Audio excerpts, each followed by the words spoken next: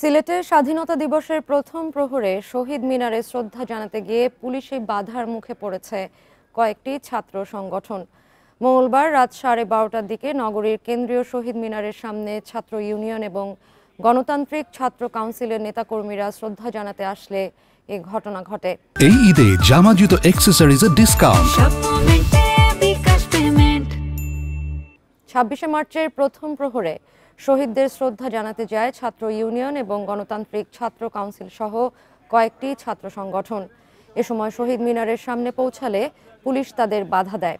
পুলিশি বাধা অতিক্রম করে শহীদ মিনারে প্রবেশ করতে চাইলে গেট বন্ধ করে দেয়া হয় বলে অভিযোগ করেন নেতারা। এ সময় শ্রদ্ধা জানাতে না পারায় ক্ষোভ প্রকাশ করেন তারা। এদিকে পুলিশ জানিয়েছে, জেলা প্রশাসনের নির্দেশে প্রথম প্রহরে শহীদ মিনারে ফুল দেয়া বন্ধ রাখা হয়। পরে সংগঠনগুলোর প্রতিবাদের মুখে গেট খুলে দেয়া হয় বলে জানায় পুলিশ।